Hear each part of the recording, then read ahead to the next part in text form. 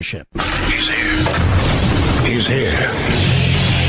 Now, broadcasting from the underground command post, deep in the bowels of a hidden bunker, somewhere under the brick and steel of a nondescript building, we've once again made contact with our leader, Mark Levin. Mark Levin here. Our number, 877-381-3811, 877-381-3811. You know what the two lead stories are tonight all over the news? That Donald Trump Jr. has reached some kind of deal to testify before the Senate Intelligence Committee, and that Don McGahn is subpoenaed by Gerald Nadler, and if he doesn't show up and testify, despite the executive branch's raising objections, then he will be held in contempt. So this is all nonsense. Who really cares? To be perfectly honest with you, what they're doing to McGahn in the White House is outrageous. What they're doing to Don Jr. is outrageous. You ought to hear the top of the news that I have to listen to. Is it CNN? What the hell is it, Mr. Producer? Oy. It's real low class. It's real low class. So I'm thinking, what do I address today? You know, I spend a lot of time doing research, pulling things together. There's all kinds of things going on there. Court battle already in front of an Obama judge over fast-tracking subpoenas. We know that Attorney General Barr, and he has turned out to be as solid as can be. And I mean as a matter of law, not politics. He's picked a U.S. attorney in Connecticut to expand the investigation into how this greatest scandal in American history was triggered. And I'm talking about the effort to spy on and destroy the Trump campaign.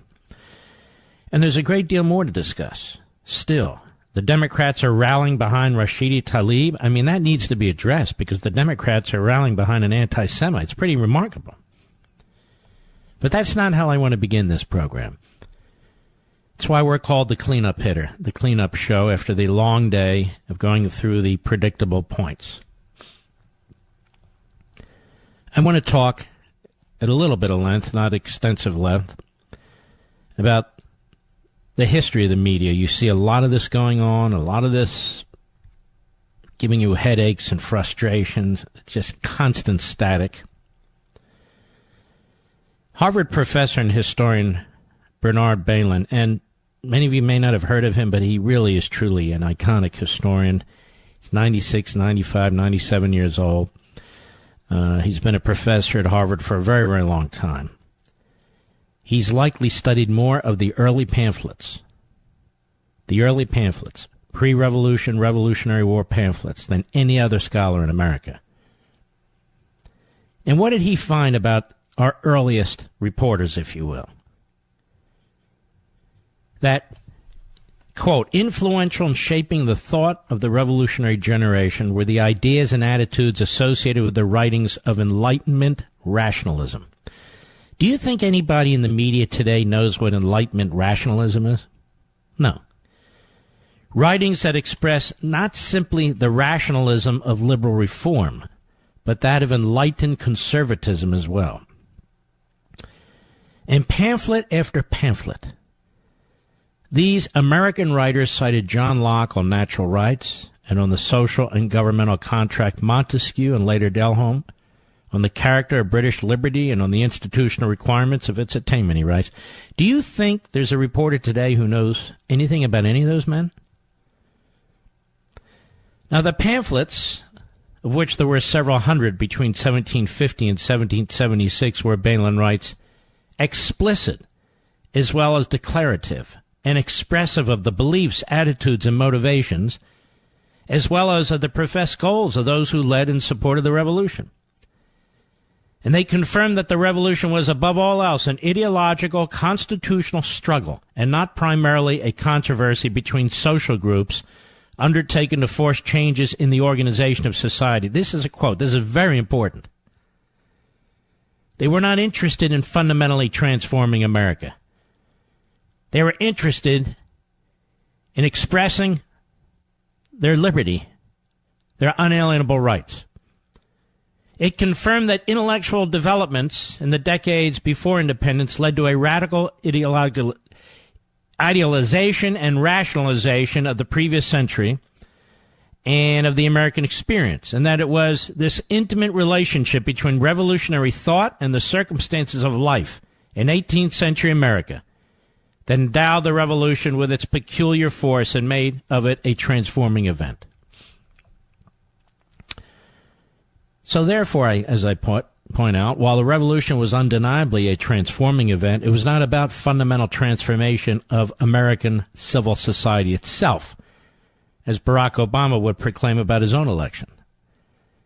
Furthermore, its purpose and principles were the antithesis of and incompatible with the philosophies that undergird modern progressive movement, such as those espoused by Karl Marx and Hegel, and later progressive intellectuals, Woodrow Wilson, John Dewey, and so forth. Professor Balin makes the critical point that what was essentially involved in the American Revolution was not the disruption of society, with all the fear, despair, and hatred that entails, but the realization, the comprehension and fulfillment of what was taken to be America's destiny in the context of world history. The great social shocks that in the French and Russian revolutions sent the foundation of thousands of individual lives crashing into ruins had taken place in America in the course of the previous century, slowly, silently, almost imperceptibly, not as a sudden avalanche, but as myriads of individual changes and adjustments would have gradually transformed the order of society. By 1763, the great landmarks of European life had faded in their exposure to the open wilderness and environment of America. But until the disturbances of the 1760s, predecessors to the Revolution, these changes had not been seized upon as grounds for a reconsideration of society and politics. And so by the end of 1776, Americans came to think of themselves as in a special category, uniquely placed by history to capitalize on, to complete and fulfill the promise of man's existence. The changes that had overtaken their provincial societies, they saw, had been good. Elements not of deviance and retrogression, but of betterment and progress. Not a lapse in primitivism, but an elevation to a higher plane of political and social life than had ever been reached before. Balin writes, it was the most creative period in the history of American political thought. Everything that followed assumed and built upon its results. And so you see, ladies and gentlemen, when the Democrat Party, when the media, when the progressive left rejects our history, they're rejecting everything that followed from that history and all that was built upon its results. Balin states that the pamphlets published before and during the Revolution and American independence were so important that, quote, everything essential to the discussion of those years appeared, if not original, then in reprints in pamphlet form. The treaties, the sermons, the speeches, the exchanges of letters published as pamphlets, even some of the most personal polemics, all contain elements of this great transforming debate. Are we having a great transforming debate today, ladies and gentlemen? More on that in a moment. Indeed, Balin writes, expressing vigorous, polemical, and more often than not considered views of the great events of the time, proliferating in chains of personal vituperation and embodying to the world the highly charged sentiments uttered on commemorative occasions, pamphlets appeared year after year and month after month in the crisis of the 1760s and 1770s. More than 400 of them, bearing on the Anglo-American controversy, were published between 1750 and 1776. Over 1,500 of them appeared by 1783. I'm giving you some of your history, about how we got freedom of the press. Now, one of the great pamphlets, of course, and one of the great pamphleteers was Thomas Paine. Although a recent immigrant from Britain, coming to Philadelphia in October 1774, Paine became a decisive voice for American independence.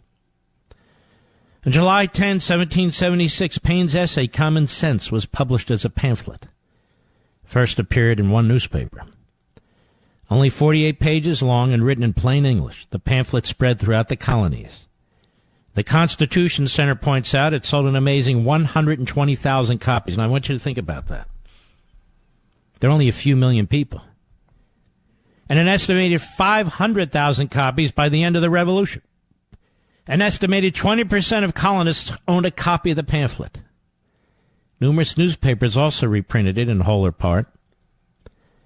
It is indispensable when writing about the press, then and now, to examine key elements of this enormously influential pamphlet and the ideas and principles it promoted, contrasted with the ideas and principles of the modern media and what they promote today, the progressive ideology. So we'll take a little break. When we come back, I hope you find this somewhat compelling because this is your history. And I'll be right back. Mark Levin.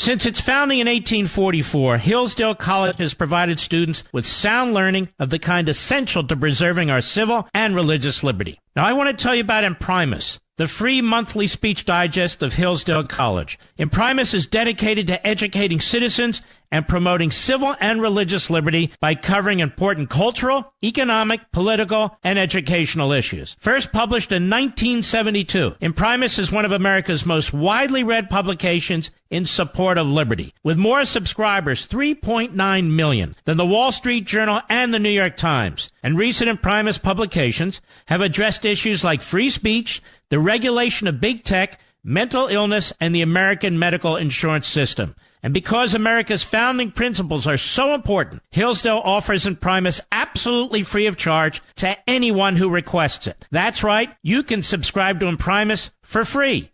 Here's what I want you to do. I want you to visit imprimis.hillsdale.edu for your free subscription. That's Imprimis, IMPRIMIS.hillsdale.edu. Welcome to Hillsdale.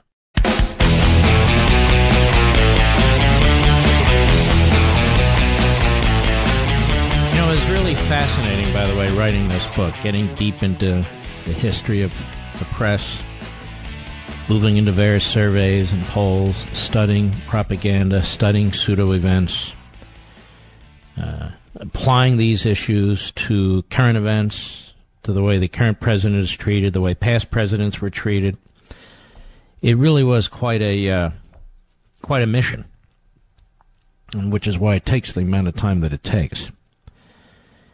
And, by the way, vituperation was the word I was trying to pronounce earlier. Oops. Sorry, folks. Let me see if I can cut that out. In any event, the point is that this book is about a journey. It's an explanation about a journey, where we came from and how we got to this point, particularly when it comes to freedom of the press.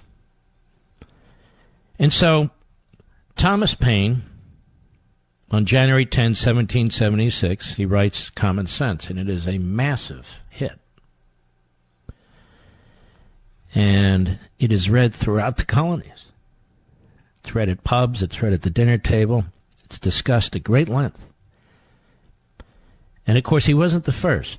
There are other pamphleteers, as I just mentioned. And what were they pushing? They didn't pretend to be seeking objective truth in terms of news. They sought to be promoting objective truth in terms of principles and philosophy. Unlike the media today, which pretends, most of them, to be seeking objective truth, but is pushing the opposite of what the original printers, pamphleteers, newspapermen were printing and pushing. They're pushing the opposite.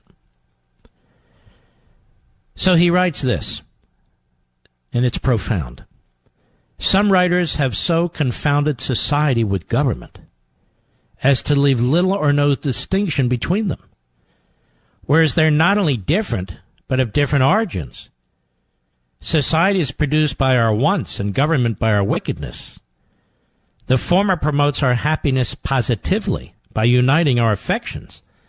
The latter, negatively, by restraining our vices. The one encourages intercourse, the other creates distinctions. The first is a patron, the last is a punisher. Society in every state is a blessing, but government, even in its best state, is but a necessary evil. In its worst state, an intolerable one. For when we suffer, or are exposed to the same miseries by a government, which we might expect in a country without government, our calamity is heightened by reflecting that we furnish the means by which we suffer. And as the colonies increase in population and distance grows between members of society, and as public concerns multiply, a government of representatives small in size and confined in power becomes necessary, writes Paine, to, quote, establish a common interest with every part of the community, and they will mutually and naturally support each other. I draw my idea of the form of government from a principle in nature which no act can overturn. That is, that the more simple anything is, the less liable it is to be disordered, and the easier repaired when disordered. Paine believed in the primacy of individual liberty. He was hostile to large institutions and averse to taxation and government regulation. For the modern progressive movement and its media voices and scribes today, Paine's conception of government is too messy and too dispersed to allow for required expert decision-making and scientific planning required of a centralized administrative state.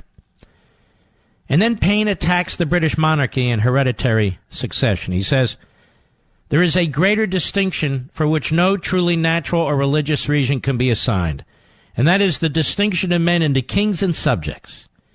Male and female are distinctions of nature, good and bad the distinctions of heaven. But how a race of men came into the world so exalted above the rest, and distinguished like some new species, is worth inquiring into, and whether they are the means of happiness or of misery to mankind.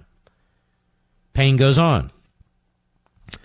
England, since the conquest, hath known some few good monarchs, but grown beneath as much large a number of bad ones. Yet no man in his senses can say that their claim under William the Conqueror is a very honorable one. A French bastard landing with an armed banditti and establishing himself King of England against the consent of the natives is in plain terms a very paltry, rascally origin.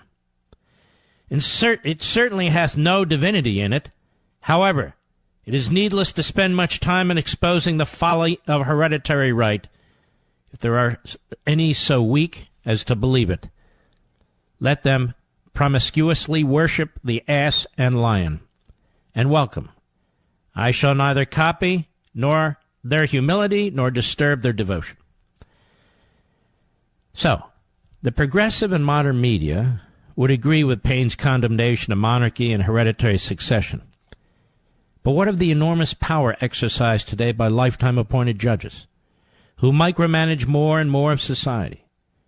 Unelected bureaucrats employed by scores of government departments and agencies who legislate not through elected members of Congress, but the issuance of untold regulations and rules. And the surrendering of sovereign legal and policy authority to international organizations, thereby conferring governing decisions to organizations that exist outside the Constitution's framework. Is this a Republican design of representative government of which Thomas Paine and his fellow countrymen would approve? Yet this is the design, an increasing reality, of progressive governance promoted by the modern mass media. This book comes out in 1 week. The history lesson goes beyond what I just read to you. On Freedom of the Press. Get your copy really fast at Amazon.com. I'll be back. Folks, many of our nation's oldest colleges were founded to teach students to seek truth, recognize what's beautiful, and hold up what is good. But sadly, many have lost their way. Locked in the grip of political correctness, they no longer allow free and open discourse, and instead peddle their moral and cultural relativism. Thankfully, there's Hillsdale College. Since its founding in 1844, Hillsdale has remained true to its original mission, to provide sound learning of the kind essential to preserving civil and religious liberty and intelligent piety. And as Hillsdale enters its 175th year, their goal is simple and yet profound: to help students understand what is noblest and best in yourself and the world. Hillsdale College's liberal arts education and vibrant campus community help students form a foundation for the rest of their lives, a truly life-defining experience. So if you're looking for a college that prizes learning and values intellectual enthusiasm, where everyone shares a strong sense of meaning and purpose, welcome to Hillsdale College. Please visit hillsdale.edu/admissions to plan a visit and learn more. That's hillsdale.edu/admissions. In a world of pathetic liberal potholes, he's a truck full of hot constitutional asphalt. Mark Levin. Call him now at 877-381-3811. Now, have you ever heard of Bobby Azarian, Ph.D., a cognitive neuroscientist affiliated with George Mason University, a freelance journalist? His work has appeared in The Atlantic, The New York Times, BBC Future, Scientific American, Slate, The Huffington Post, Quartz, and others. Well, he earned a place in my new book, too. Now, why? On September 23, 2016, he wrote a piece in Psychology Today, borrowing from other articles, too. Again, I'm trying to show you how things have changed over time. The seriousness of the pamphleteers back in the pre- and revolutionary period and the revolutionary period, and now this. And he said in the Psychology Today that, quote, the only thing that might be more perplexing than the psychology of Donald Trump is the psychology of his supporters. You, the American people, tens of millions of you. In their eyes, the Donald can do no wrong. Even Trump himself seems to be astonished by this phenomenon. Azarian, therefore, undertake the superhuman task of psychoanalyzing tens of millions of the president's supporters. He does it with some help from his lofty perch at Psychology Today. And he writes, so how exactly are Trump loyalists psychologically or neurologically different from everyone else? What's going on in their brains that makes them so blindly devoted? And he argues there's four possibilities. The Dunning-Kruger effect. Some believe that many of those who support Donald Trump do so because of ignorance. Basically, they're underinformed or misinformed about the issues at hand. Second possibility is hypersensitivity to threat. Science has unequivocally shown that the conservative brain has an exaggerated fear response when faced with stimuli that may be perceived as threatening. These brain responses are automatic and not influenced by logic or reason. Fear keeps Trump's followers energized and focused on safety. Or a third possibility, terror management theory. When people are reminded of their own mortality, which happens with fear-mongering, they will more strongly defend those who share their worldviews and national or ethnic identity and act out more aggressively towards those who do not. And by constantly emphasizing existential threat, Trump creates a psychological condition that makes the brain respond positively rather than negatively to bigoted statements and divisive rhetoric. First, I thought this was tongue-in-cheek, must be some kind of joke. But it wasn't. Or the fourth and last possibility, high attention engagement. Essentially, the loyalty of Trump supporters may in part be explained by America's addiction with entertainment and reality TV. He keeps us on the edge of our seat, and for that reason, some Trump supporters will forgive anything he says. They're happy as long as they're kept entertained. But don't worry, the author of this, Azarian, assures us that these explanations do not apply to all Trump supporters. In fact, some are likely intelligent people who know better, but are supporting Trump to be rebellious or to introduce chaos into the system. They may have such distaste for the establishment and Hillary Clinton that their vote for Trump is a symbolic middle finger directed at Washington. Azarian's disdainful attitude about Trump and his supporters, frankly, is typical and widespread throughout newsrooms. The Democratic Party press is incurious about and even blind to objective truth and reality that surrounds them. That's how they miss the 2016 election, ladies and gentlemen. That's how they miss everything. Is this interesting to anybody? I hope so. Again, these are just little nuggets. Little taste here and there of what's in unfreedom of the press.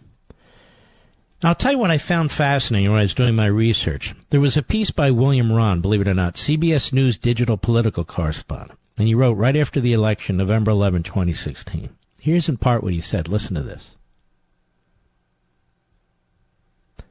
The mood in Washington press corps is bleak, and deservedly so.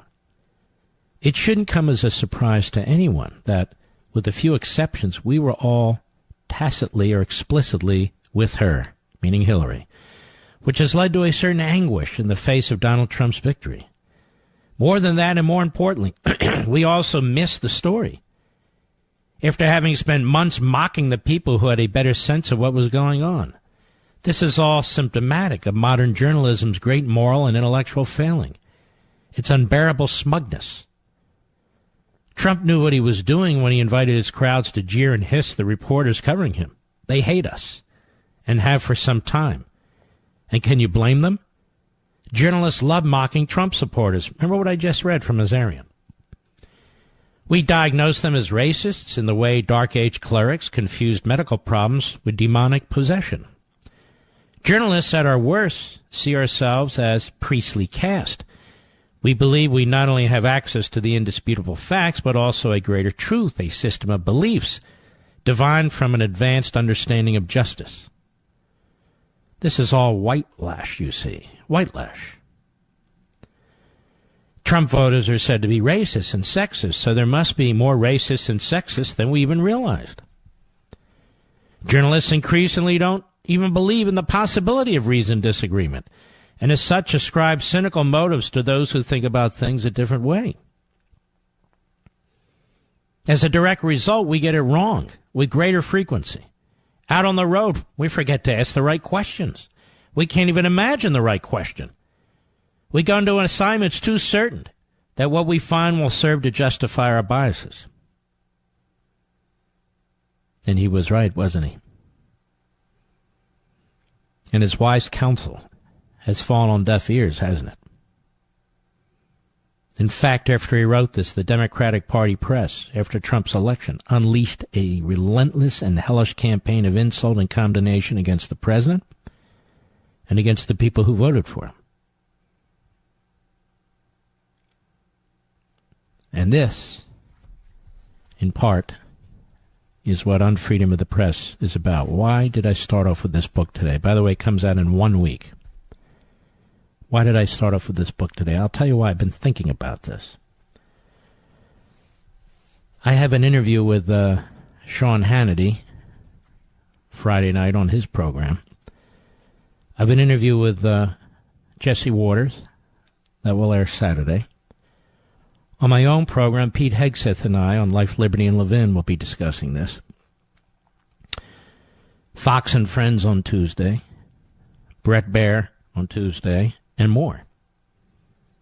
The Christian Broadcasting Network, other programs too, I just can't remember everything, as well as throughout the radio world. And these interviews are just not going to be long enough to explain everything that's in the book. I don't mean, to read it one front cover to back cover. That's not my point.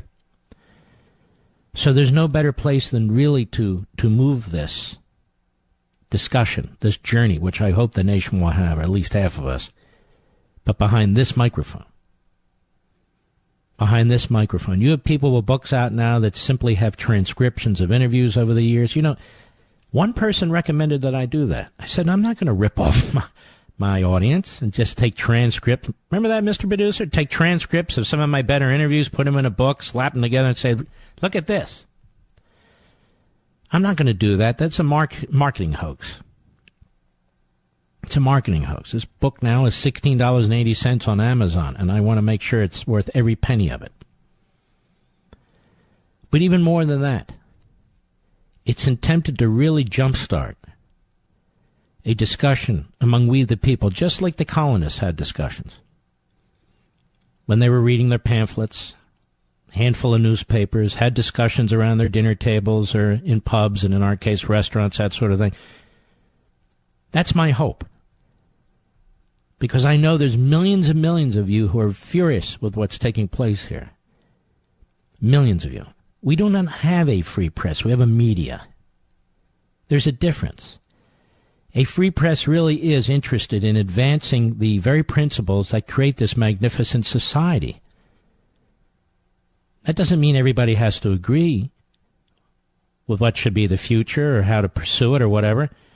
But we now have a president in this country that is aligned with a single party, and that single party has as its purpose to fundamentally change our nation in ways that conflict with our founding and our Constitution. So it's basically become the mouthpiece for fundamental transformation. We need to understand this. We need to digest this. We need to understand when we're watching TV what's being thrown at us. Well, lies, Mark. No, we need to understand more than that. How conniving this is. Where this comes from, how they think, why they think the way they think. And we need to counter this. We need to... I was interviewed today for a totally different matter. I was asked today, what do I consider so important to this society? I said the press. The gentleman said, the press? I said the press. It's an enormous force. It's got enormous power, particularly in modern times, technology with television and radio and iPhones and all the rest. We are overwhelmed with information. But we're also really overwhelmed with propaganda. And when the president talks about fake news, you see these so-called intellectuals and elites in the media don't understand. The president viscerally understands fake news. This is what Professor Daniel Borstein meant when he was talking about pseudo-events. They create fake events. The president calls it fake news. He's right on. And so much of what we receive is a concoction. So a committee subpoenas somebody, and so we hear about this all day long, so they know how to play the media, they know how to play the news cycle, and they know how to play it in a way that their friends in the media are going to promote it. And you pile up enough of those subpoenas, and then you have, quote-unquote, a constitutional crisis on your hands. There's no crisis. There's no collusion. There's no obstruction. It's all fake. I'll be right back. Mark Levin.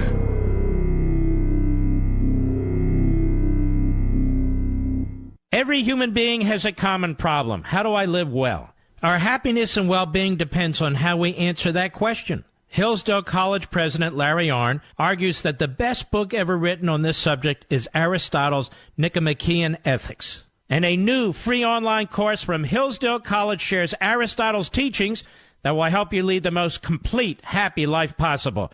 Register for this free course, Introduction to Aristotle's Ethics, How to Lead a Good Life, featuring lessons from the greatest self-help book ever written at levinforhillsdale.com.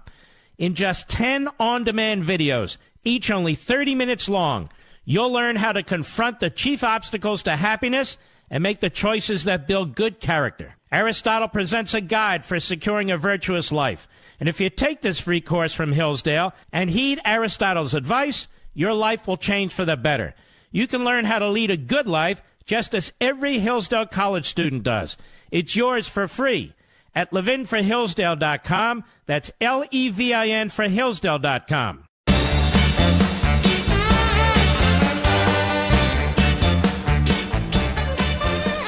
We are, just so you know, also reaching out to most of our affiliates, all of our affiliates, but to let them know that we want to make this case and press it. So I hope you'll stick with us. Now, I mean, honestly, I'm looking at the news here. I'm looking at what's taking place. We have the Democrats who want to get a hold of the president's finances. We have an Obama judge who's overseeing the case, and the Obama judge is trying to expedite the case. Now, why is the Obama judge trying to expedite the case? Anybody know? Raise your hand. Right, to give the Democrats in the House what they want as fast as they want it. Of course, this sort of thing will be appealed, the D.C. Circuit and then the U.S. Supreme Court. But here's the story from Law and Crime. President Trump's attorneys had some thoughts for the Barack Obama-appointed federal judge who decided to quicken the pace of certain proceedings in the ongoing struggle between Team Trump and House Democrats.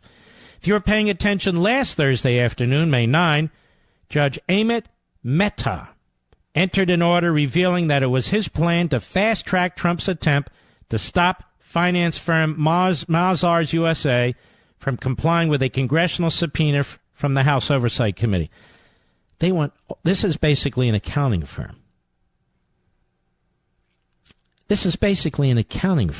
And Elijah Cummings wants all this incredible, detailed information about the president's private finances, his communications.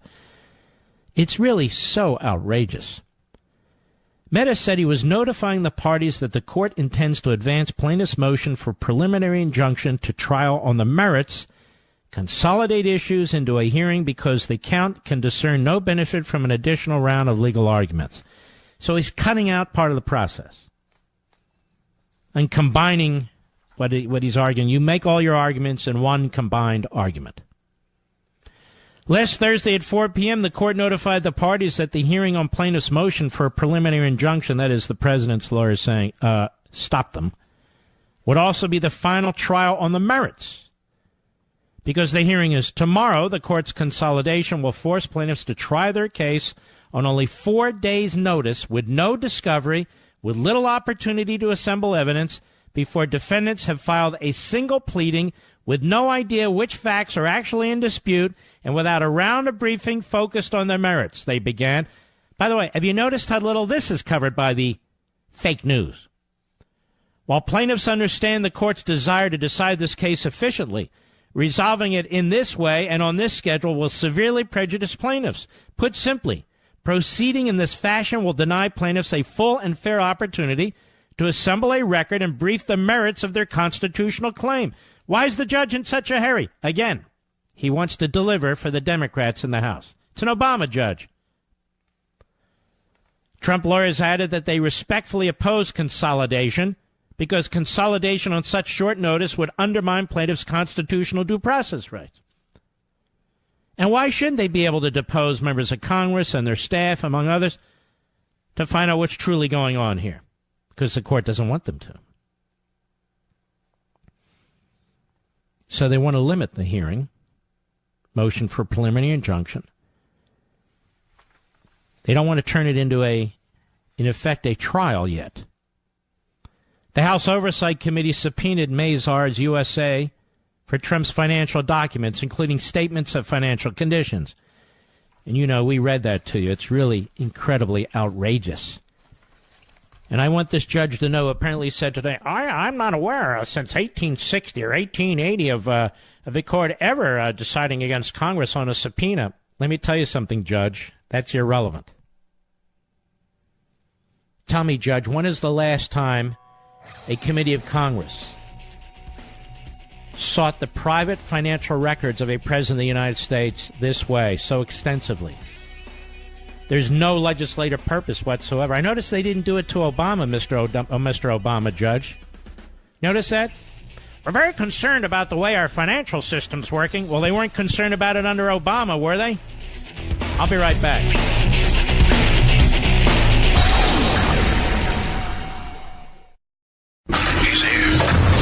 He's here. Now, broadcasting from the underground command post, deep in the bowels of a hidden bunker, somewhere under the brick and steel of a nondescript building, we've once again made contact with our leader, Mark Levin. Hello, everybody. Mark Levin here. Our number, 877-381-3811, 877-381-3811. All day long. Not all day long. All year long, all last year long, all day long since this man has been elected president of the United States. All we talk about is the Democrat agenda, the media agenda, collusion, obstruction, subpoenas, court cases about subpoenas. On and on and on and on. It has no positive effect on society, none. It has no relationship to how we live our lives as individuals, as families, as communities. None. It has no reality related to the dangers we face throughout the world, China, Russia, Iran, North Korea, etc. Look at this. It's an absolute disaster. These people in Washington, D.C., primarily other cities too, New York, Los Angeles, but primarily in Washington, D.C., this is their industry. Government and media. Government and media. And they're like Siamese twins. You better not cut the government. You better not cut taxes and funds flowing to the government. You better not eliminate any department or agency. You better not change the way Washington works. We've got all these incestuous relationships taking place. And we've got a media in the back pocket of the Democrat Party. And the more radical the party, the more radical the media, and vice versa. And they champion somebody like AOC. And I'm going to get to this. As a matter of fact, let's see where we have it here. The reason why I talk so much about Tlaib and Omar and AOC is these are creations of the media, these three stooges. They are creations of the media. And they are nasty people. Nasty, nasty, punk people. Not because of their race, because of their religion, not because of their genitalia, but because of what's between their ears and what comes out of their mouths. Ignorant, nasty people. And the media celebrate them. The media celebrate them. Anti-Semites, bigots, and the Democrat Party today is in full-throated defense of these people. Full-throated defense. And they're becoming celebrities. Front pages of magazines, going to late-night programs. Again, this has no relationship to the reality of what goes on in America. None. But I want you to hear, because we're going to break this down as only we can here, Rashida Tlaib again. This time she's on Late Night with Seth Meyers. Now, Seth Meyers is Jewish, or at least I think he is. But more to the point, he's a leftist. He's a liberal. And so he brings her on, not to seriously question her, because she wouldn't come on if he was going to seriously question her. He actually brings her on, not just to defend her, but to give her more time to repeat basically what she said. Cut 3, go. You know, so for folks that don't know, I mean, my grandmother, my living grandmother, my mom's mom, lives in the West Bank and occupied territories of Palestine. There is no West Bank and occupied territories of Palestine, if Seth Meyers knew his history, but he doesn't care. My mom's mom lives in the West Bank, in occupied territories of Palestine. But your parents lived overseas. Why did they come to America? Obviously, to live in a freer country. And she trashes this country, too, constantly. If you don't agree with her, if you criticize her, you're a racist. You're anti-Muslim. I don't give a damn where her grandmother lives. In occupied territories of Palestine in the West Bank. That is a mouthful of BS right there. Go ahead. What's incredibly, the tragedy of the Holocaust. I mean, the reason why Israel was created is to create a safe haven for Jews around the world. Israel, the development of a homeland, occurred before the Third Reich, before World War II, before World War I. It can date back to approximately the 1880s. It had nothing to do. It wasn't created out of the Holocaust. And as a matter of fact, we talked about the Grand Mufti of Jerusalem, the leading muckety-muck of the so-called Palestinian Arabs. Remember? He was a close confidant, an ally of Adolf Hitler. He met Hitler. He met Himmler.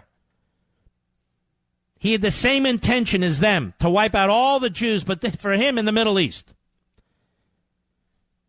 And the Muslims formed a military unit. They slaughtered 12 to 14,000 Bosnian Jews. And the Grand Mufti was involved in the slaughter of hundreds and hundreds of Jews in Israel, what is today Israel.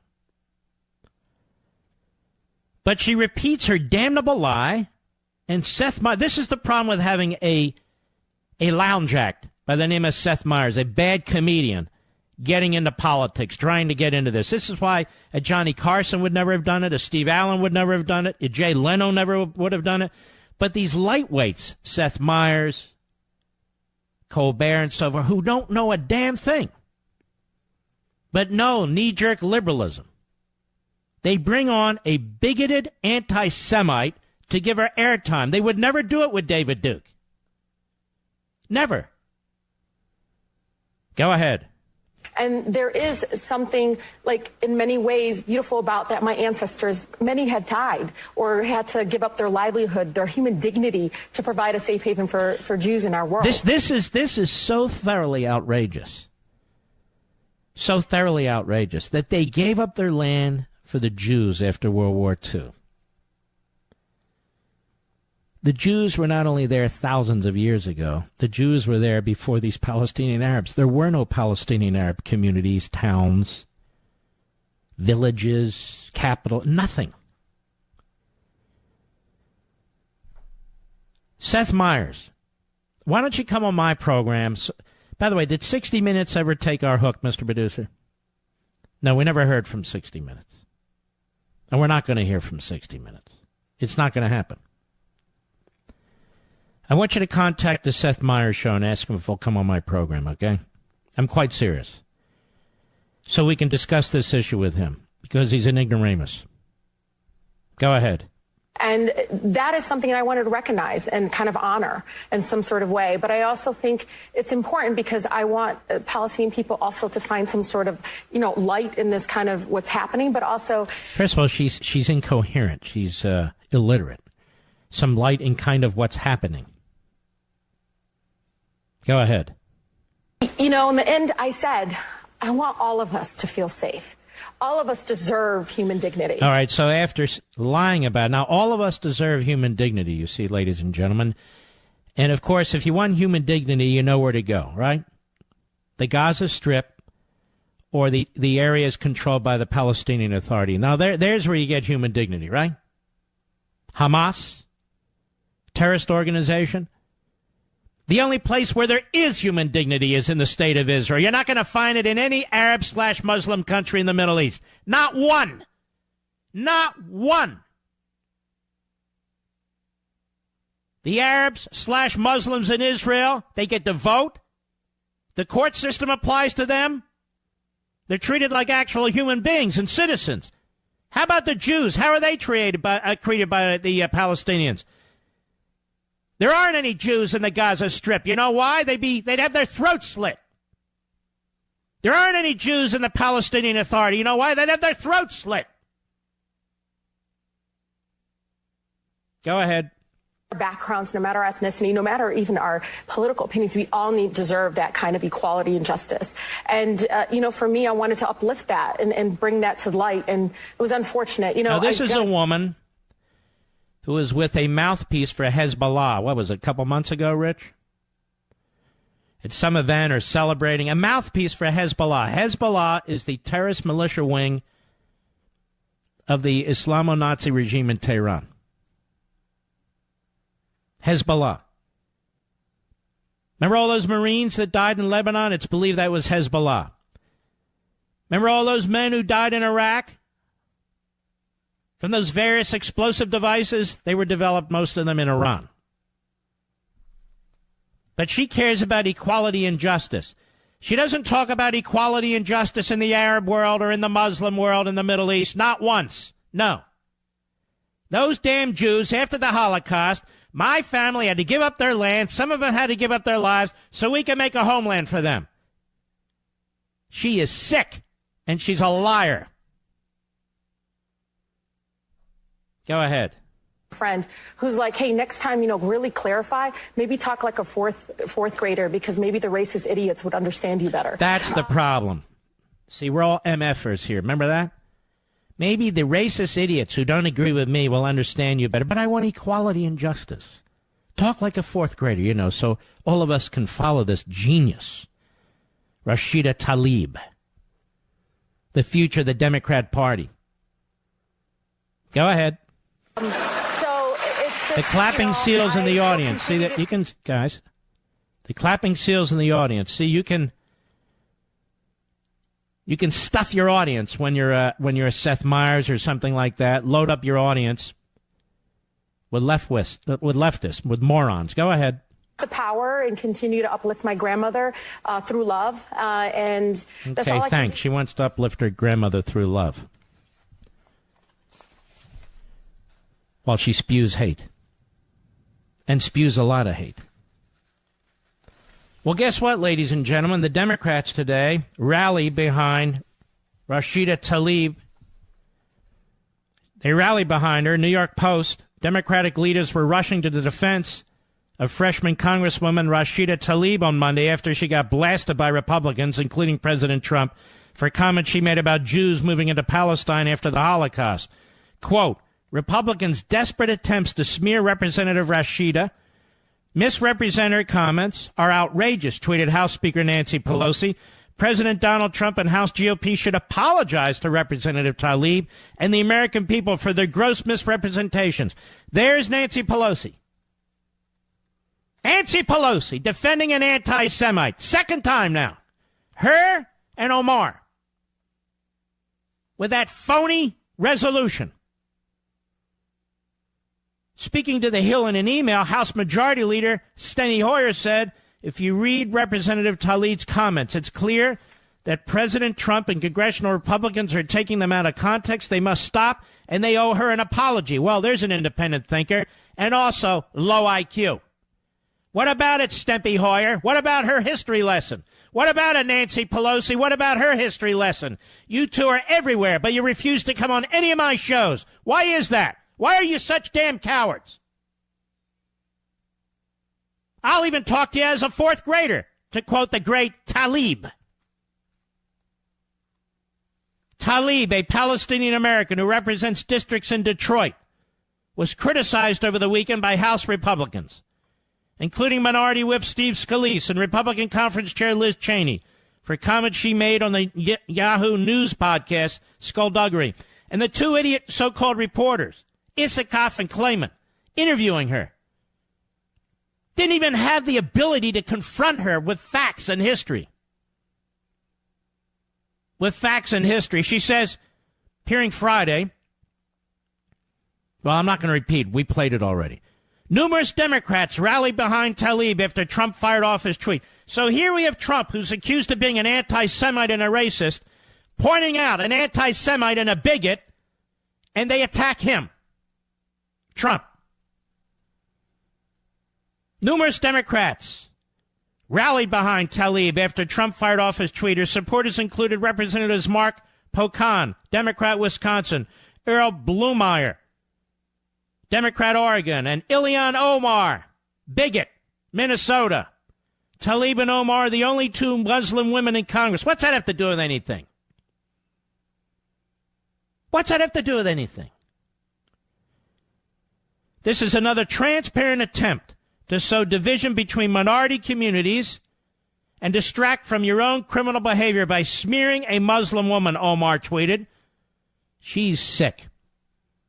Both Tlaib and Omar have been accused of saying things that have been deemed anti-Semitic. In some cases, people on both sides of the aisle have said so. In their defense, Democrats continue to claim that the comments are being taken out of context. Well, let me tell you what's not taken out of context. She's now lied about the history of that area. That the poor Palestinians, they gave up all their land so the Jews could come back after the Holocaust. And as a result, they're now the victims. That's not what happened. The Jews began moving back into the area about 150 years ago. Arabs started to follow them because they wanted jobs and so forth, as the Jews were actually creating functioning communities. That's what was taking place. Liar. I'll be right back. Mark Levin.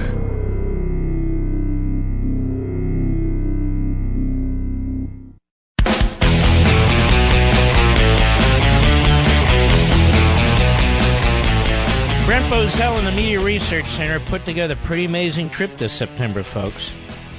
They booked a cruise to the Mediterranean, and a lot of people, including many people from this audience, have already signed up to join them. The speaker lineup is really terrific. It's top-notch, and it just got even better. They already have our buddy Brent, plus Alan West, Cal Thomas, Jason Chavitz, Joe Piscopo, and many others.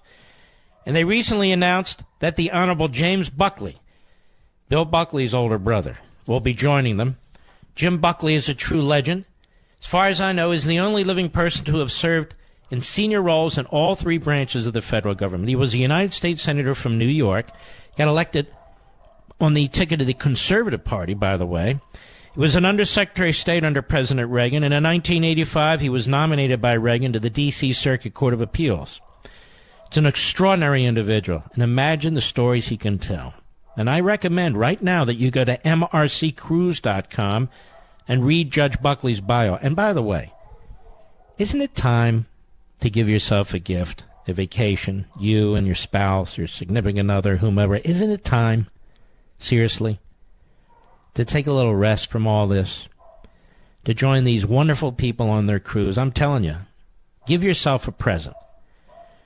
Then book yourself a cabin after you go to mrccruise.com before they sell out, and they will. You can also call them at 888-MRC-TRIP and get all your questions answered.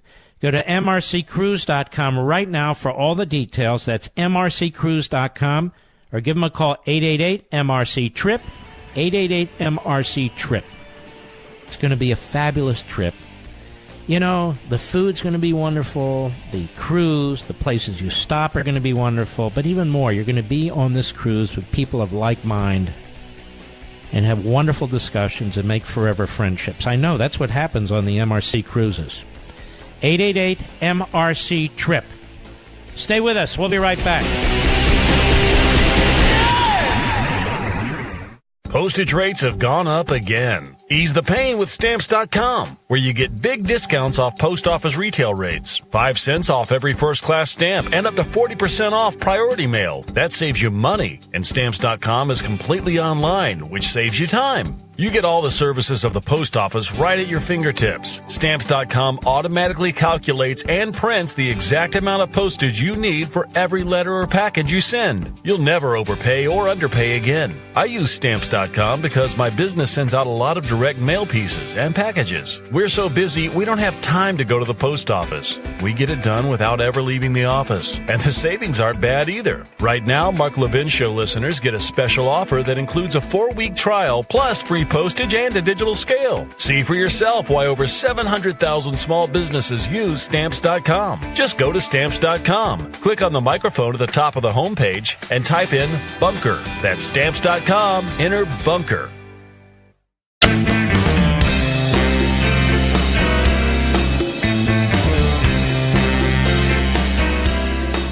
Yes, it's true that Mark Levin is the fastest growing radio show in America. The Mark Levin Show is on at 877-381-3811. Hiring used to be hard. Multiple job sites, stacks of resumes, and confusing review process.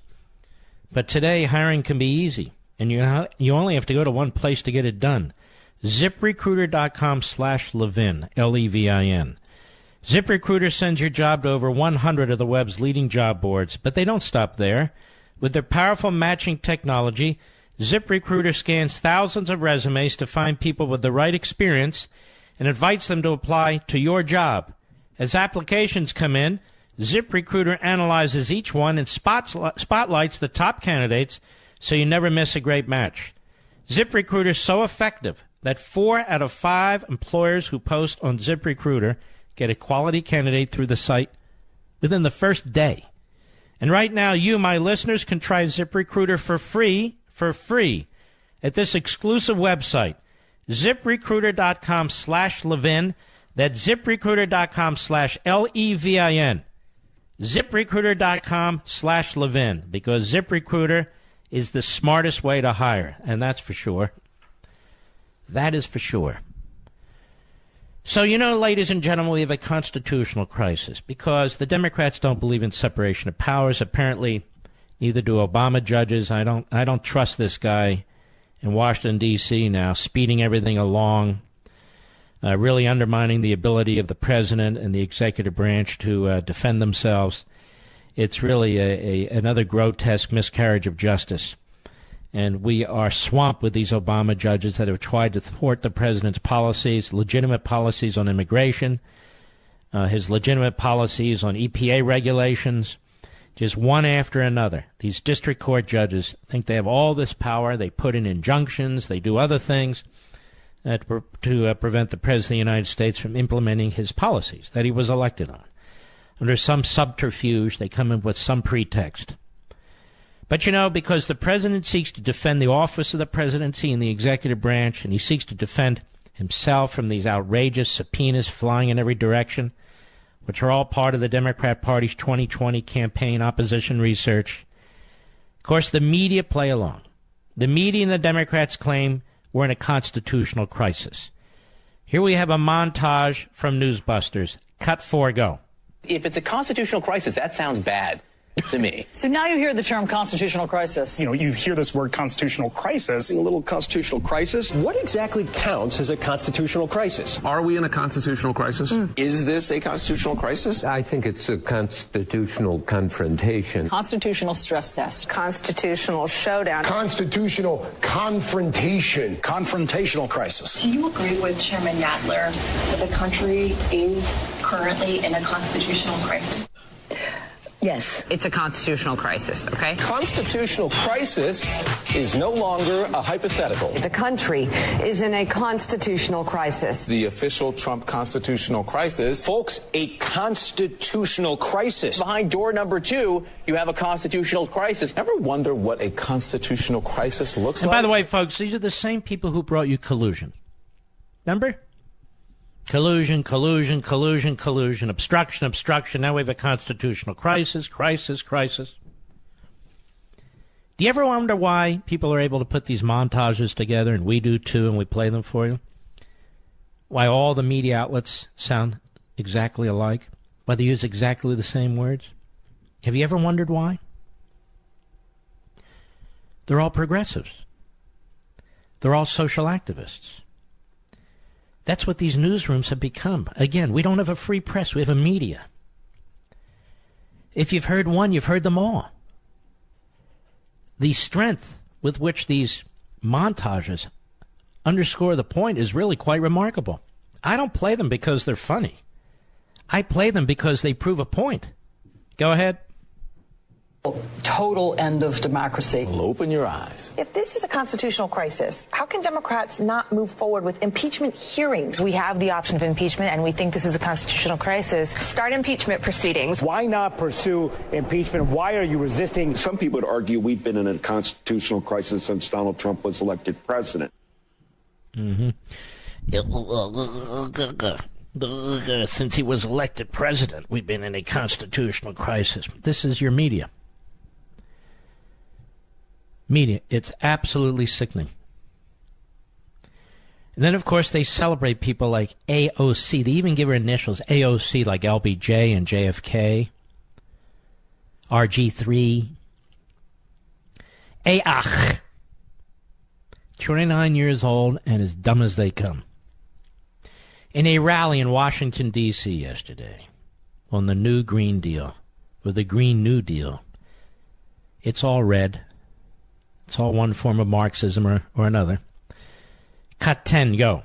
It was reported today that this weekend, for the first time in human history, we have reached atmospheric levels of carbon at 415 parts per million. Now let's stop a second. What does that mean? And how do we know it's the first time since the beginning of man? We're not even clear when the beginning of man began. Did they keep records? Were they chiseling them on the cave walls? How do we know this? We have no damn idea. None. But it doesn't matter. Go ahead. This has never been seen in recorded human history. In fact... So how long back does recorded human history go? She said it's never been seen, right, Mr. Producer? in human history. It's the first time in human history. And now this has never been seen in recorded human history. Well, which is it? Human history or recorded human history? And what the hell are they talking about? Go ahead. Eric Holthos, a journalist, said simply about this measurement and development, we do not know a planet like this. What? We do not know a planet like this? What does that mean? You know, there's an infinite number of universes, which means there's an infinite number of planets. How would we know a planet like this? We've never gotten outside of our own universe. What are they talking about? I feel like this is a bad Star Trek movie. Or bad Star Trek program, I should say. Go ahead. The last time our planet hit 415 was in the Pliocene period. Oceans were 90 feet higher. Bacteria well, wait a minute. So why aren't they 90 feet higher right now, Mr. Producer? Let's keep listening. You know, I've come to conclude that the dumber the politician, like Al Gore, the more they talk about this stuff. Go ahead. We have never seen before roamed the earth. Humans did not exist. We have never seen a planet like this. What are you rambling? Well, if humans didn't roam the earth and we have a higher 415 per parts per million of atmospheric levels of carbon, we've never seen anything like this, but humans are roaming the earth. I believe there's 7 billion of us. All kinds of mammals, reptiles, all kinds of things are roaming the earth. So what the hell are you talking about? And why am I asking her? Go ahead. And a planet like this is exactly what we are going to get. And it is exactly why must they always tear down things, always looking for things to attack the status quo, to attack society, always talking in emergency terms. We don't act quickly, and we got to act now, and put aside all your thinking, or you're a denier, or a racist, or whatever. Just let's all rush into the void together.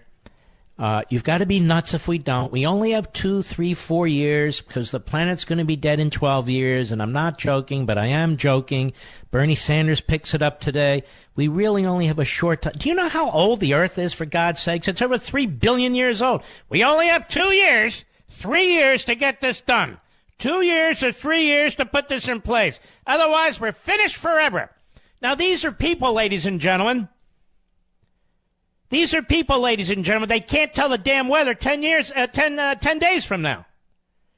It might rain. It may not rain. It's a long-term forecast. We don't know. But we do know this. Death in 12 years. I mean, and they really want to create a stampede, you see. They really want you to surrender your liberty. They really want you to surrender your property. They want you to surrender your free will. To them, this girl is a nut. Did I say nut? Yes, he said nut. Go ahead.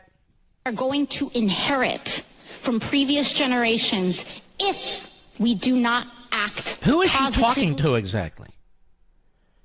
I'd be curious to know. Oh, a rally. Oh. She's talking to the mob. She wasn't done. Cut 11. Go. So often, when folks, particularly conservatives on both sides of the aisle, say... Conservatives on both sides. Oh, this must be quite a crowd. Did they all march in the same direction? Did they all march in harmony? Or are they all wearing the same color clothing? I'm just curious. Go ahead. When they say that calling for a Green New Deal is, quote, too much, or too extreme, or too radical. No middle ground is right. No middle ground. It's her way or the highway. Or should I say the subway? Her way or no way. Either everything is turned on its head. Either we shut down fossil fuels. Either we change your homes. Either we change your cars, limit your cars, change how you live, the amount of heat you get, the amount of air conditioning you get, the number of children you can have, whether or not you can eat meat. You either are all in or you're not with us. Now, let me tell you something. I am telling you this. This is the great leap forward in communist China. The great leap forward in communist China. Purity. Purity of ideology. You know, when we talk about freedom, I want to be a purist. Freedom doesn't create purity. Freedom creates all kinds of diversity, people doing all kinds of different things and so forth. Freedom doesn't create uniformity and conformity. This does. You are listening to fascism right here. Got that, Mediaite? Got that, Media Matters? You're listening to fascism right. No middle road. None. We either destroy our capitalist system, we either degrowth, deindustrialize America, you live with less, you do what you're told.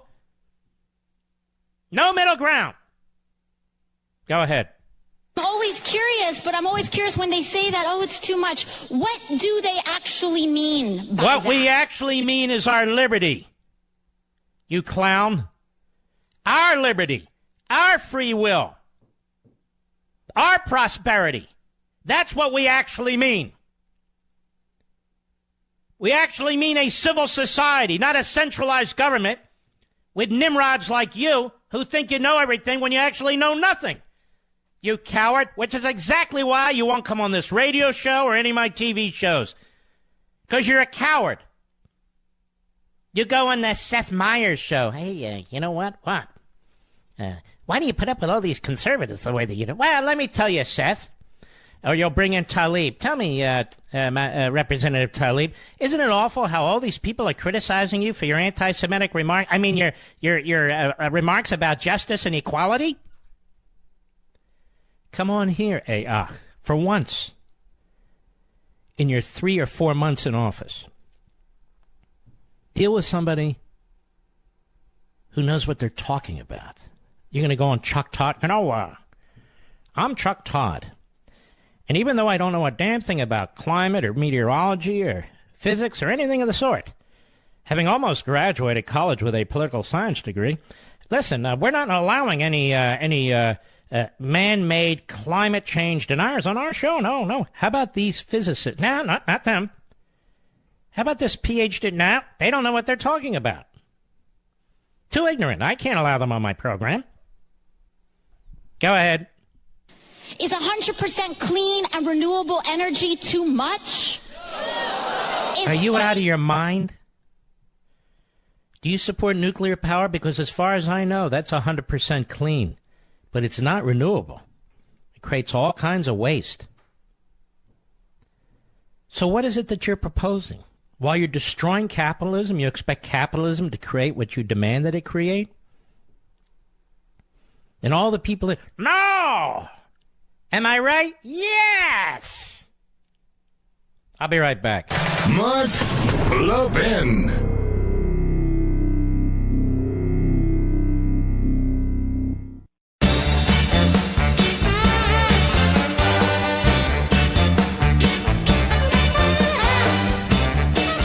I see all the Code Pink Republicans are out there trashing John Bolton.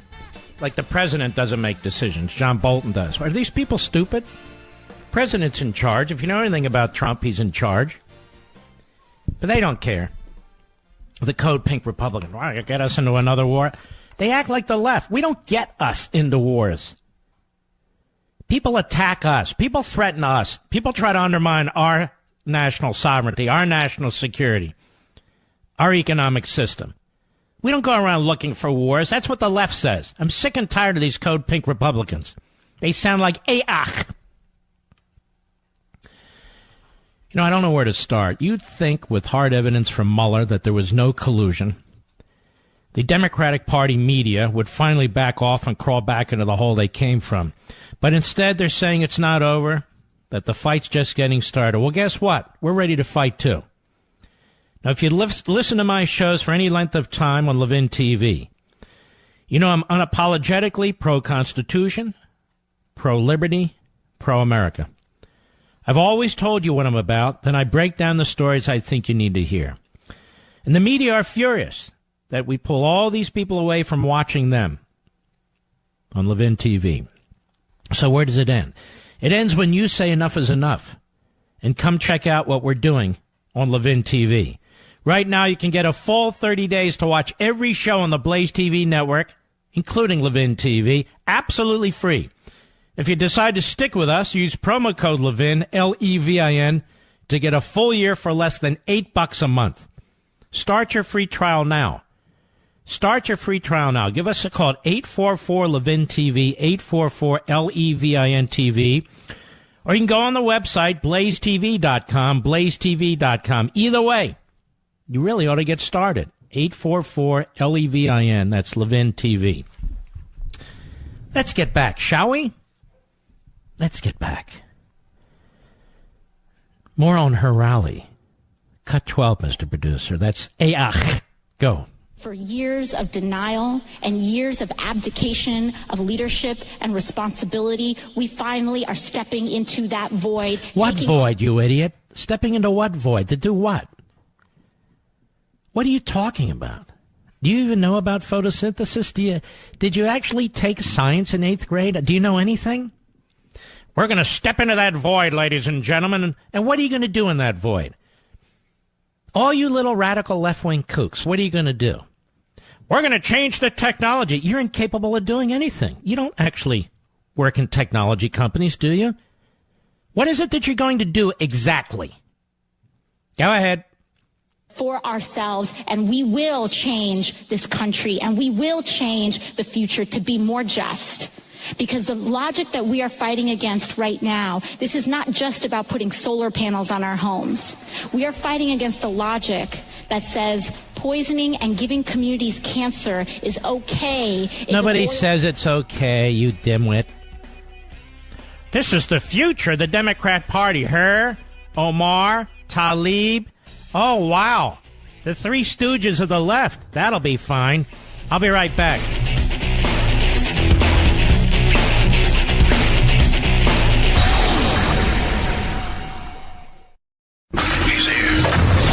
He's here.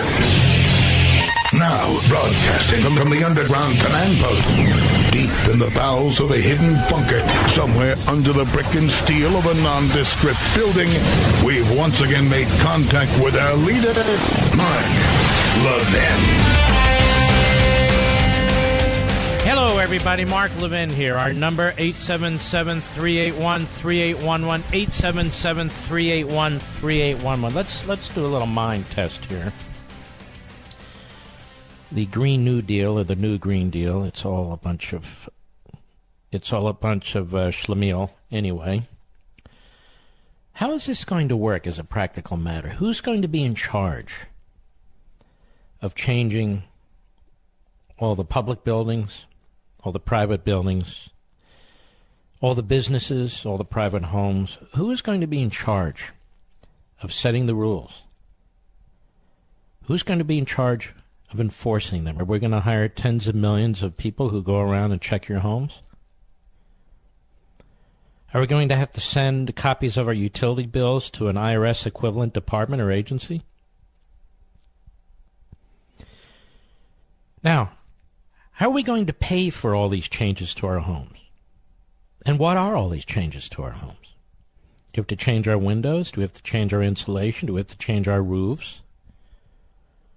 What do we have to change exactly before we agree to any of this? Don't we have a right to know? What exactly is the plan? You know, you don't build a house or buy a house and people say, hey, we're going to have a great house. Okay, what's it look like? Hey, we're going to have a great house. It's going to be great. It's going to be great. We're going to have clean air and clean water. It's going to be great. Well, what's it look like? It's just going to be a great house. Okay, let's go on. What if you can't afford to make the changes that are mandated? What happens then? Oh, they'll be subsidized. Do you know how many homes there are in this country, whether we're talking about single-family homes or duplexes or townhomes or condos, apartments? Do you know how many places people live, what kind of homes they are, and so forth? Who's going to make all these changes? Are there enough people in these various professions to do it? Electricians and plumbers and roofers and carpenters and on and on and on? Where are they going to come from? They're going to be trained? Who's going to train them? Are we going to have limits on how much heat we can use in the winter and how much air conditioning we can use in the summer? I assume we will. Excuse me, I assume we will. Exactly which department is going to be in charge of this? A new department? Where's that department going to be located? In Washington? How are the people in Washington, D.C. going to know about homes in Montana, as well as homes in Hawaii, homes in Florida, as well as homes in Maine? Excuse me again. They're built differently for a reason, different kinds of climate and so forth. It's very complicated, isn't it, ladies and gentlemen? What happens with new homes? Will all new home construction and architecture have to be approved by the federal government? Will it? Certain types of roofs are going to have to be used? Certain roof lines? Are all architects and so forth going to have to get some kind of a new federal certificate to make sure that they are acceptable to the federal government in terms of what it is that they are creating? How about state law, but particularly local zoning rules? Are they going to be nationalized?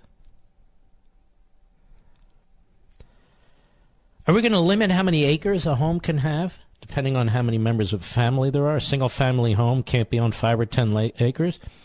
Are we going to have an effort to determine what kind of density we have in our communities in order to limit the amount of land that's used and limit the size of homes? How about cars? Remember, this is the Green New Deal. It affects everything. Are we going to limit the number of cars a family can have or an individual can have? The types of cars? They all have to be approved by the government in order, of course, keep the air clean. Is that what's going to take place? If we're not going to use fossil fuels to fuel automobiles, and we can't use electricity because we need coal and natural gas to create electricity because we know we get rid of all these hydroelectric dams. We can't have those anymore either. Can't have nuclear power either. So this magical energy, wherever it's going to come from, do we have any cars designed to actually receive this magical energy? Will all communities have to be built around and near public transportation now? Is that the plan? They talked about that like 10 years ago. You might remember, Mr. Producer. Is that the plan? Homes are affected. Cars are affected. How about truckers who move our food and so many other things from one part of the country to the other?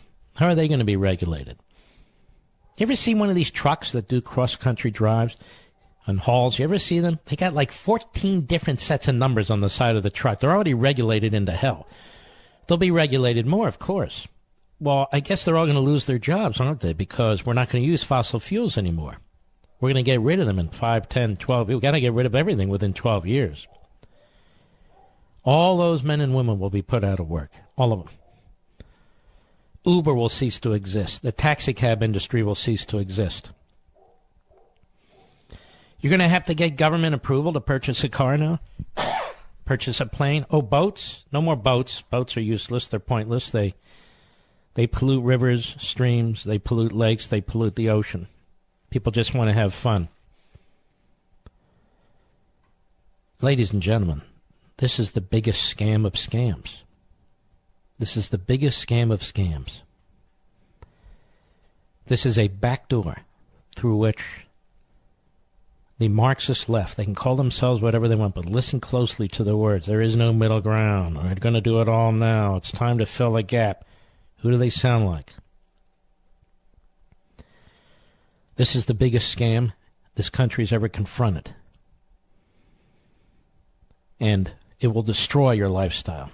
It will destroy our kind of government, and the nature of our government. It'll be everywhere. It'll be ubiquitous. It'll be making every single decision. And when I say it, I don't even know who these people are. I don't even know what they're going to set up. But they're going to have to hire millions of people. Millions. let's move on to the next idea, Medicare for all. Those of you on Medicare, you paid into Medicare for decades.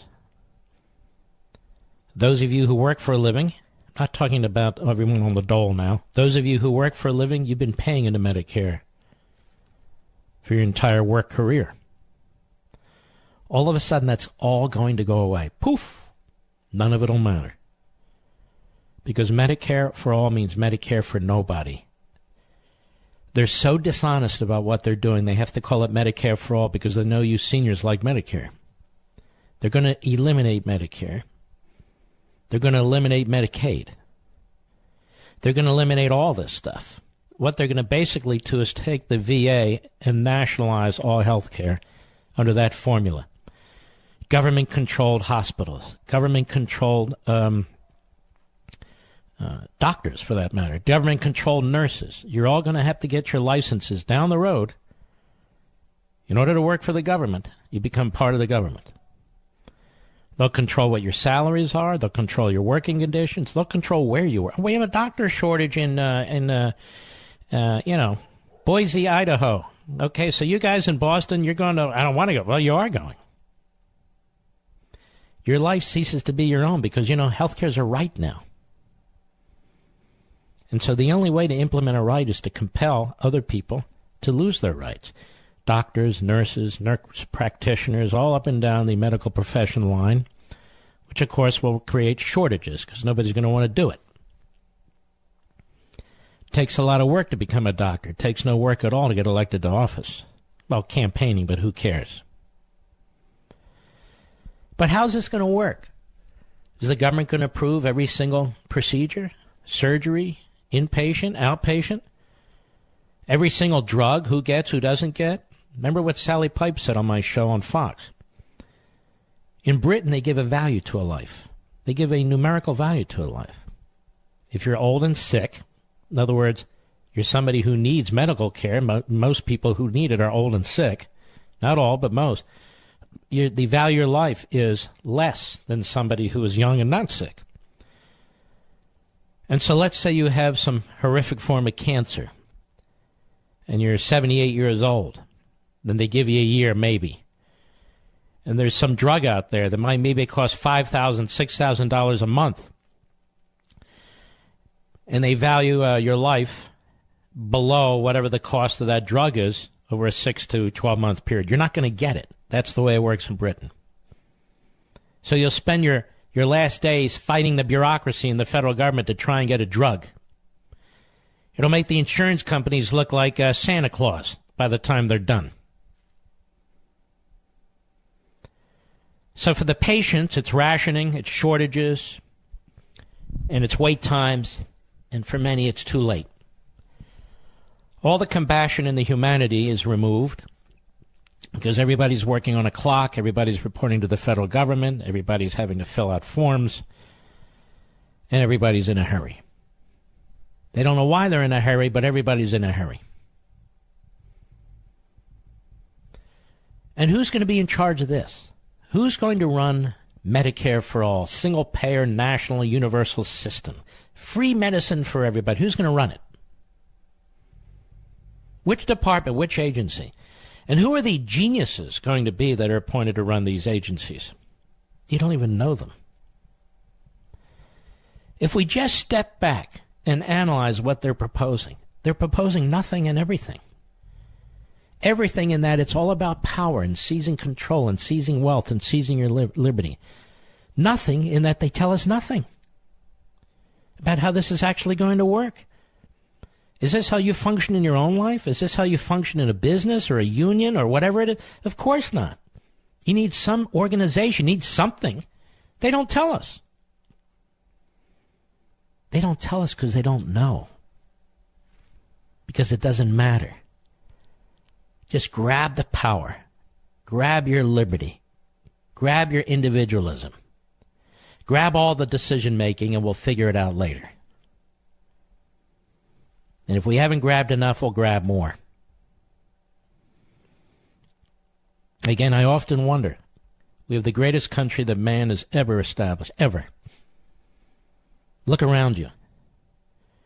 If you need medical care tonight, you can get medical care tonight. If you need something to eat tonight, you can get something to eat tonight. These are the basics. Medical care, eating.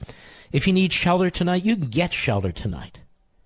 If you need to go somewhere tonight, mobility, you can go somewhere tonight. These are the big things. Look around us. Man has never lived so well, and we don't even know it. You go through people attack like fast food restaurants. Well, I don't eat that stuff. Well, who cares? Go to a drive-thru and think about it. Think about how quick it is. Think about how fast you get French fries or a hamburger or a fish sandwich or a salad or a It's handed to you, give them cash, and off you go. Do you know how rare that is around the world?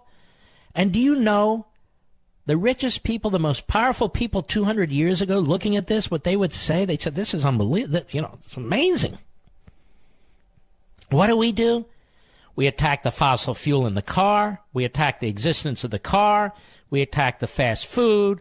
We attack everything. And then it costs too much. We say, well, it costs. Well, they raised the price 29 cents, for God's sakes. If we put the same federal government in charge of McDonald's, we'd all starve to death. And it would cost us $50 a hamburger to starve to death. I'll be right back. Mark Levin.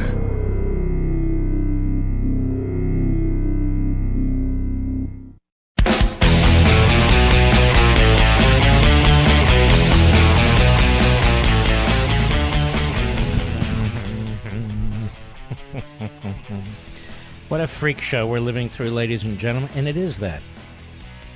It's an absolute freak show, and the biggest of the freaks, quite frankly, Bernie Sanders. Now, this guy, 20 years ago, a guy that honeymooned in Moscow wouldn't have a chance at even being a senator, maybe 30 years ago, let alone a serious candidate within the Democratic Party. But there you have it. Bernie Sanders yesterday, let's go with cut 13. And by the way, I don't like all these cuts, but it makes more sense than reading what they say. You get to hear these idiots. Cut 13, go. When you're dealing with the future of the planet and making sure that our kids and our grandchildren have a healthy and habitable world in which to live, I don't know how you see, this is how it works. They stand for a healthy and habitable world, kids and our grandkids. Is there a Marxist or socialist regime on the face of the earth where you want your kids to live? No. Why? Because it's not healthy and it's not habitable. That's why. That's why. I shudder to think. This is such a magnificent time we live through with technology all around, and we even have anti-technology. Well, now, what are we going to do? We're all going to lose our jobs. Do you see the unemployment numbers? They're the lowest in modern history. The more technology we develop, the lower the unemployment. New assembly lines, new fabrication, new painting, maybe new wheels, new transportation. Everything relates. I mean, I feel like we're surrounded by Neanderthals. Some on the left, some on the other side. Just let it be. Let the people be. Leave us alone. Let us produce. Let us create. Let us have commerce among us, voluntary activity among us. We don't need to be regulated all the time. We don't need to be bullied and pushed around all the time. We don't need 29-year-olds screaming in our ears that in 12 years the world's coming to an end. We don't need an old man from Vermont, an old commie, telling us about the utopian days, the magnificent days of centralized planning, and how everything is free and everybody lives so beautifully, and we're all dancing in flower fields and all the rest. It's just insanity. Why destroy the greatest system on earth and replace it with the worst system on earth? It's not hard to destroy things. It's hard to build things. Bernie Sanders is incapable of understanding our economy. Most of us are incapable of understanding our economy. People are doing things every day. They're doing them right now as I speak that we don't understand, and yet they're going to improve our lives. They're going to improve our lives. We think we know everything. We know very little as an individual. As a collective, doing our own thing, The system works. And what's the glue that holds it all together? Believe it or not, it's freedom. When's the last time Bernie Sanders talked about freedom rather than free things? What's the last time the Three Stooges talked about freedom rather than free things? They're two different things. They're two different. For somebody to get something they haven't worked for means somebody else has to do the work for them to get something they haven't worked for. It's that simple. And they call this is justice and equality. It's not justice and equality.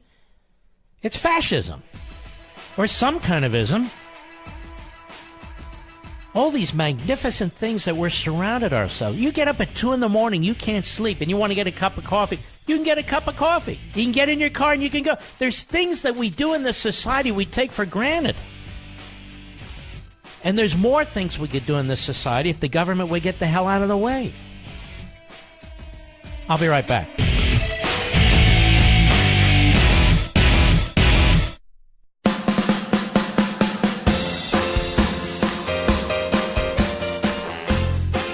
Plastic conservative fire. The Mark Levin Show. Call in now at 877-381-3811.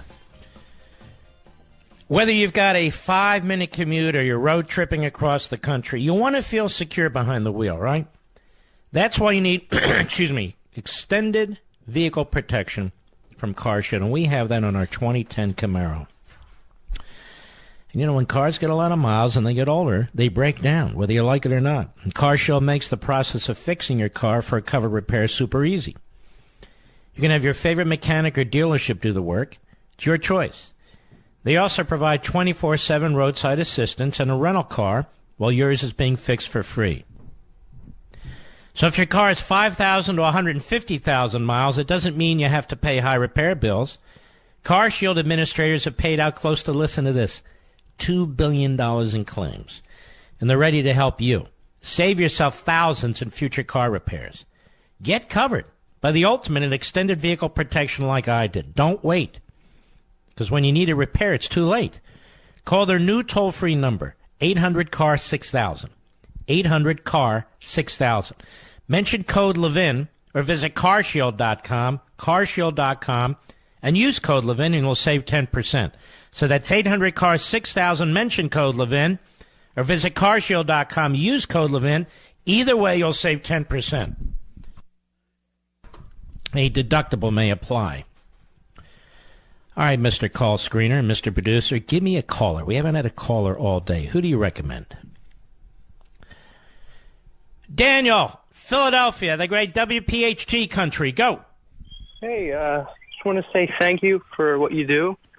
And I wanted to ask you what you thought about something. So I was listening to what you were talking about the Green New Deal and all that stuff, and it's become quite apparent to me that a lot of these things are just fake issues that are being propagated by the mainstream media and by Democrats. I want to know what you thought about that, and if I'm off. Well, they're fake issues in the sense that they can never actually do them. But what they can do is take liberty and take money and destroy industry. That's the problem. And they hide it behind the Green New Deal. They come up with these phrases, which are really quite absurd. A Green New Deal? You know, do you realize 5.5% of the country, of the continental United States, is actually developed? Are you aware of that? I was not, no, sir. Where do you live again? I'm living in Philadelphia area? Yeah. Okay, if you fly from Philadelphia to Los Angeles, there's a lot of country in between. And a lot of that country in between is pristine. The most dense state in the country is New Jersey. About 1/3 of New Jersey is developed. But I put this in my book, Liberty and Tyranny, early on. It was from a study by the Heritage Foundation several years ago. People don't understand.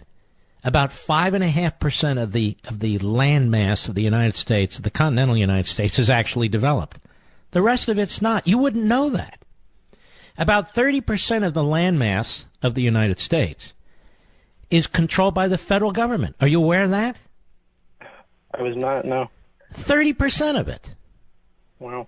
People act like, let's look at health care. Are you aware that 50% of health care is controlled by the federal government? 50% of people are either on federal health care or subsidized by the federal government. You aware of that? No, I didn't know it was that high. Are you aware that over 25% of the budget of most states, of all their spending, goes to Medicaid? Nope. Nobody, this is what I mean. People act like we don't have government. Well, what we need is more government, more government, more government. They're driving up the price of health care. They're driving up the price of policies. They're driving up deductibles. They're limiting the amount of choices we have in health care. And what they're saying is, trust us, give us more power. Didn't they tell us in 2010, give us Obamacare and we'll fix this?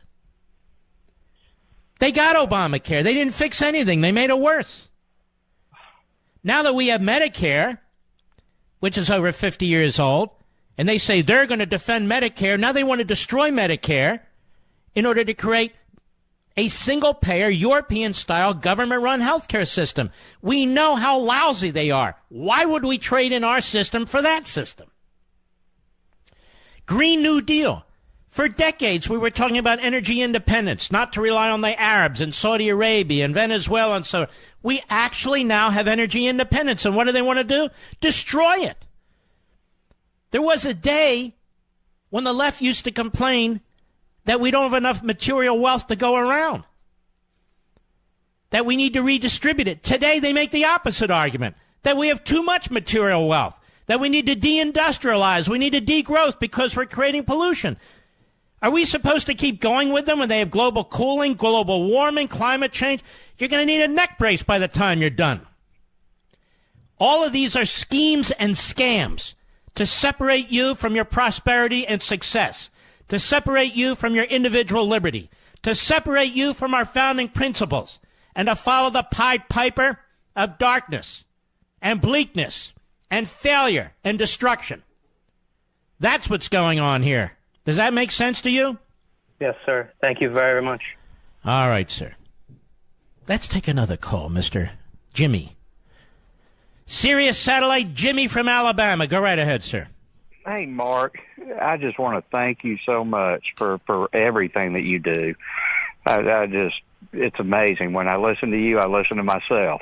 Thank you. And, Jimmy, where are you in Alabama? I'm in Auburn. Yep. Well, that's a nice area. Came back to Auburn. Well, it's nice, but you've hit on so many topics. I mean, I don't even know where to begin. VA is one thing. I'm part of the VA system. Moved up from South Florida, came up to Alabama, to Central Alabama, and the VA is horrible here. People want to talk about Medicare for all. I can tell you, you don't want it.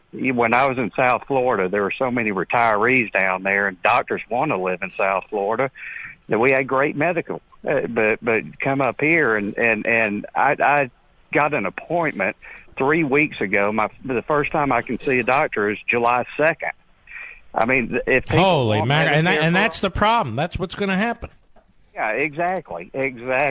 But I wanted to go back to Tlaib. Let me tell you something. I lived in Jerusalem, Israel, from 2007 to 2010.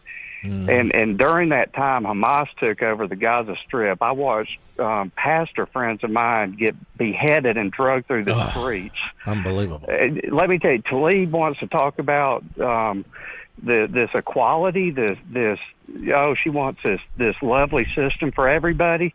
When her own people, I went into Ramallah and would take groceries into people who were in hiding. This one girl had to hide her Bible in a mattress and was fed like a dog on the floor. And this is what they're wanting. It's beyond me. I just don't understand where this country is going. I mean, I've lived it, and it just is. Let me tell you, when you deal with people like AOC, or you deal with people like Bernie Sanders, these people, they really have never experienced Americanism.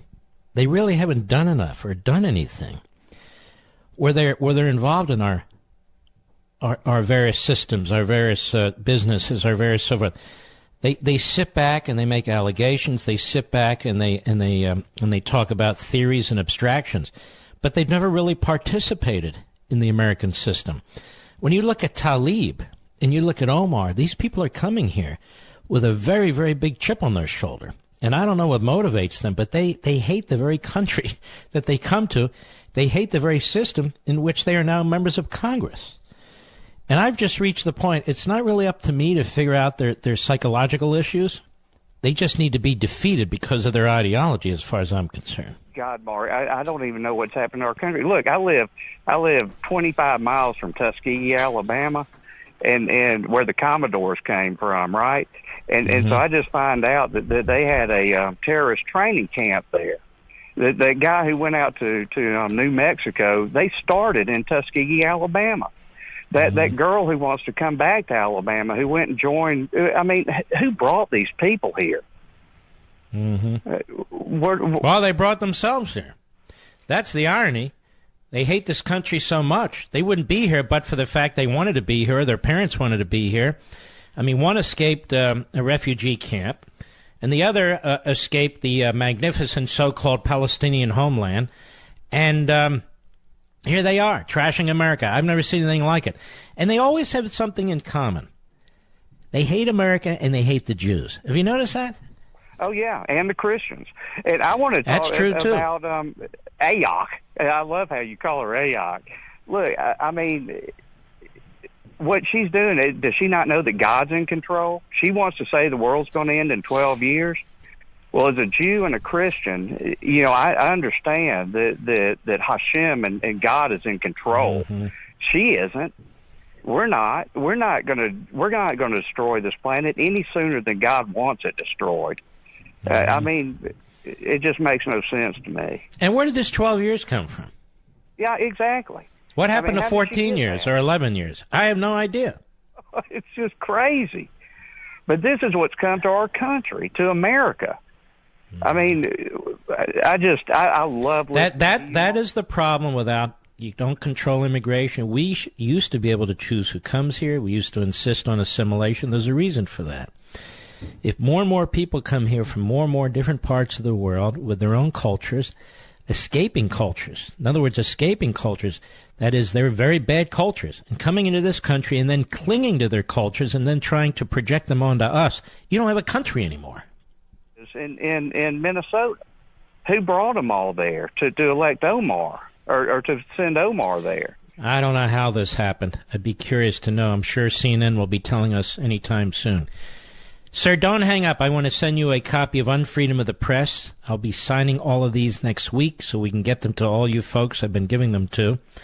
And all of the rest, you can go to Amazon.com and order your copy of Unfreedom of the Press. We're going to have a very, very big discussion about this huge problem in our country, which is the perversion of the media into an ideological and partisan mouthpiece. And we need to talk about it and break it down into little pieces and begin that discussion exactly the way the colonists did when this nation was founded. Thank you for your call, my friend. We'll be right back. Mark Levin.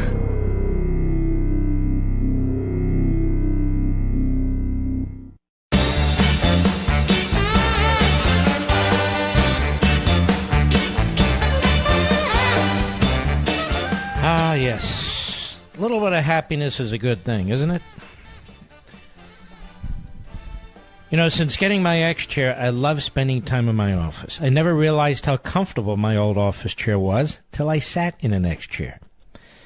Now I have the comfort and support my body needs, and because of that, I'm more productive than I ever imagined possible. X chair's secret is the dynamic variable lumbar support, or DVL. This patented feature is what sets the X chair apart from every other office chair in the world. Ideal posture and support equals comfort. And when you're comfortable, the hours spent in the office honestly fly by. Switching to an X chair is the smartest business investment I've ever made, and it can be yours too. You need to feel the DVL difference for yourselves. X chair is on sale now for $100 off. Even Barney likes it. Hear him in the background? Just go to xchairlevin.com right now. That's xchairlevin.com. Or call 1-844-4XChair. X-Chair comes with a 30-day, no-questions-asked guarantee of complete satisfaction, and you can finance your purchase for as little as $30 a month. Go to xchairlevin.com and use code XWheels, and you'll receive a free set of the new X Wheels with your chair. So that's xchairlevin.com, xchairlevin.com, or give us a call, 1-844-4XChair. Oops, that was the microphone. 1-844-4XChair. I've often said, Mr. Producer, we are quasi-professionals here. Every day we're working on it, aren't we? We do our best.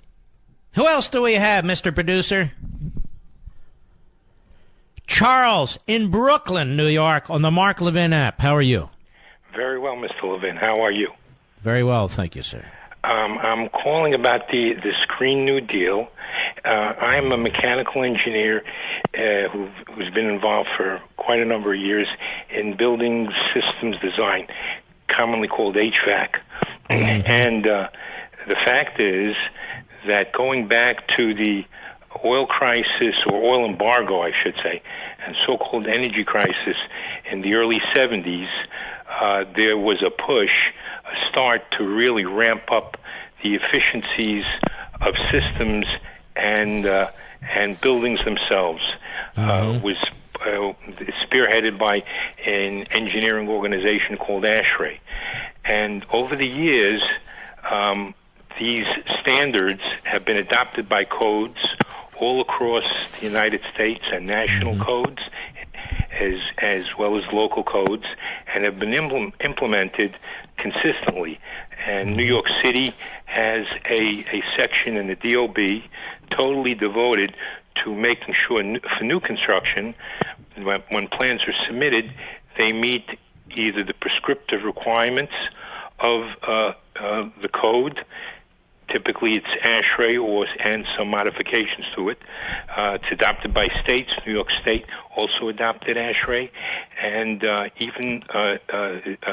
even, but 20 years ago, under the U.S. Green Building Council, a program called LEED was implemented that allows buildings to be accredited to certain efficiency standards. So all this sustainable design is always ongoing, is always improving. It's realistic, where manufacturers can meet minimum energy efficiency requirements with equipment that's produced. Buildings can put solar panels on, photovoltaics, whatever they can do to create more efficient, safe, and usable buildings. So the concept is not new. So what this Green New Deal does just, tries to just be irrational about the whole approach. But, yeah, it'll rip it up from the bottom, and you'll have to start all over. And national zoning, I'm not into that. Are you? And what if they're wrong? And then every damn home, every damn business. I mean, I don't think people understand the extent of the expense and the dislocation, and you have to tear these systems out of your ceilings and everything. I mean, this isn't so simple.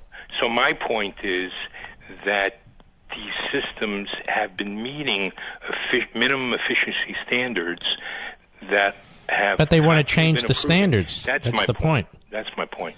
And these it's not like... the lack of efficiency costs money as well. Anybody who has, cars, you want to go from 20 miles a gallon to 80 miles a gallon. Efficiency costs is a life cycle item that benefits one economically when applied correctly. That's all I'm saying. I don't know a lot of the details of what they want to do, but if it's lunacy, if it makes no economic sense, then obviously it shouldn't be implemented. And my point was just to alert you and your listeners. I think you're giving us excellent information, but honestly, I think we already know. I think we already know that when they come in and they want to change systems and all the rest, this is a massive undertaking, and and the end result is absurd. The idea that man is having such an enormous impact on the climate is just stupid. It is unproven no matter what they say, no matter how many times they say it. All right. Good show. Good callers. I thank you all. Great listeners, too. We salute our armed forces, police officers, firefighters, and emergency personnel, all you great heroes out there. Please go to Amazon.com right now after the end of the program. Look up Unfreedom of the Press. I think we're number 18 on the list or something. Help us push it into the top 10 before release. It's up to you.